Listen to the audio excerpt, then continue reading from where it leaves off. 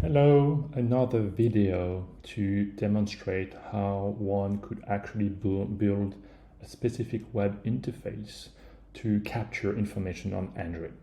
Because again, we don't have an Android version of the mobile app yet.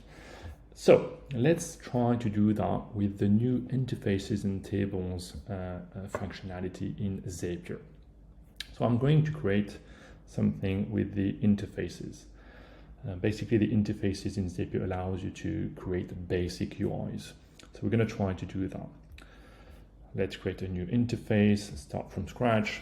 It's going to be very simple to start with. And we're going to do a form, basically. So you can see you can do many things, but let's keep it simple and you can expand upon it. Set for data source, I'll do this later.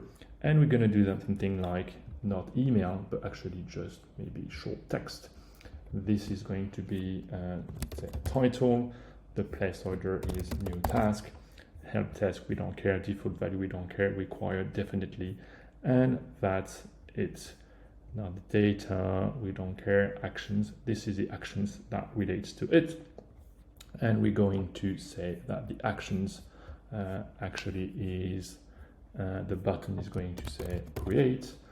Now center, we don't care that much. The data, we know. The actions, that's all good. And we're going to actually, when the user submits, show notification. We don't care about that. What we're going to do is whether, maybe we can't change that. So we're going to add an action, which is to run a zap.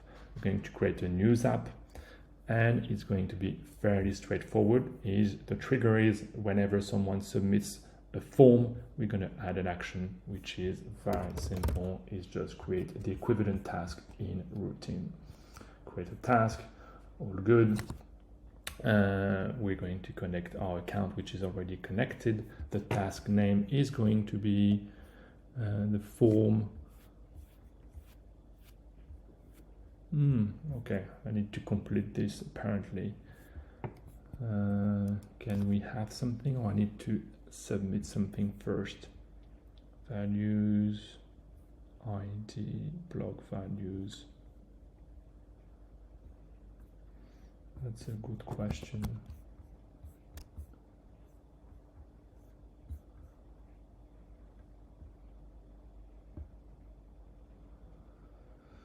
Share. What if we have this? Something to do. And I submit it, all good. With that, if I do find new records, I should have a new one, I guess. Yes, something to do. So you can see we're all good with that. Now, back to the actions. The task name would be the form title, form data title, which is something to do, all good. The origin URL we can leave empty. We can do that, and we can test the action. In theory, it should come up in routine in the inbox. Let's wait a little bit because it's still processing.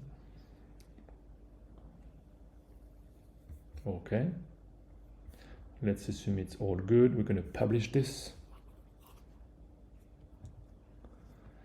And with that, we've got this URL here that you could use on your mobile phone, basically, and just enter something, press, tap the button, and it will create, we will submit the form, which will run the zap.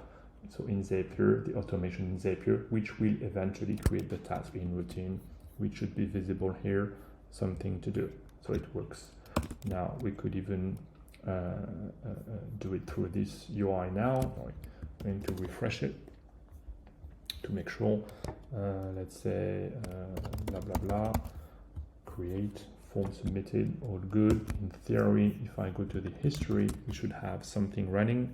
So it's running, it's all good. If we wait a little bit, success. And if we go back to routine, I'm going to refresh, blah blah blah. So it's working. So basically, you can create a very basic interface, which is nothing more than just a basic form, and it is linked to a zap, which when triggered, it's actually creating a task with this as the name of the task in routine, and it shows up in your inbox. Thank you.